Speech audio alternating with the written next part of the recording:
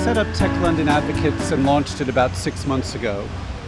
Prior to that, or most recently, I was at Skype. I was running their mobile division, putting Skype on all kinds of mobile devices.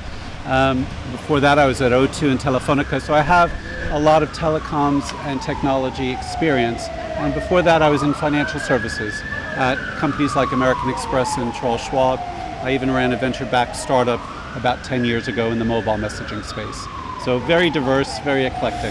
Well, Tech London Advocates is an advocacy group. It's made up of senior leaders across the very broad tech ecosystem. So we've got lots of startups and founders and entrepreneurs.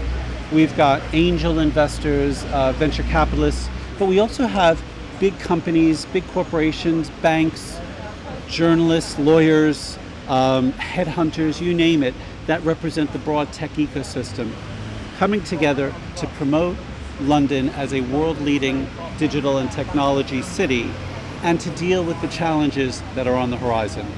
If I look here and if I look at Old Street Roundabout, the great news is we're off to a good start. Lots of startups, lots of great entrepreneurs with good ideas, lots of angel investors. We're kind of 3 or 4 years into this. I think one of the things we're going to start to see is some of these startups are not going to make it, and that's a good thing actually. Failure in this space is good. And if you look at other parts of the world like Silicon Valley, sometimes those CEOs who are most revered are the ones who failed in the past. That's okay. Those who make it and those startups that kind of go from early to later stage are going to hit some challenges. One is around funding and the capital to support later stage growth. And the second is around talent in terms of getting the right people to come in and run later stage businesses. When I ran a VC-backed startup as chief executive, I came in as a later stage chief executive. It requires a different type of skill set than what maybe a founder entrepreneur has. All are absolutely critical. And I think we're going to see some bumps over the next few years as some of these successful businesses transition to later stage. They're going to need more money and they're going to need more talent to ensure that they survive and become really good businesses. I think in terms of the future of Tech London Advocates, the beauty about it is we're a community and we're a network. There's no money here, which is certainly helpful. It's really about getting the right people together to have an ethos of coming together for the greater good of London. Whenever I bring on a new advocate, and I try and welcome literally every one of them face to face, it's about saying, look, try and help one another out. And if you can't help somebody out, give them a contact or connection where they can help something out. I always say that we shouldn't be replicating what's happened in Silicon Valley. That's 75 years in the making. They're in a completely different space. But one of the things that they do really well there is, I always say, the busiest venture firm will always give you 20 minutes. Most of the time they'll say, no thanks.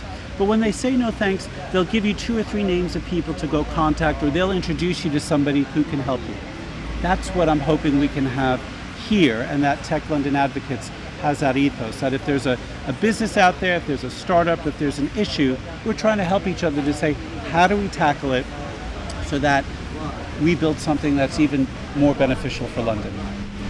The thing about this group is that what I love about it is it's very diverse. And people are introducing new advocates all the time, so I'm open to having introductions made across the broad tech ecosystem. I think the one last point I would make is that we've got a lot of startups and small businesses, but the advocacy group is also focused on bringing bigger companies much closer to this space. And sometimes people say, well, why would we do that?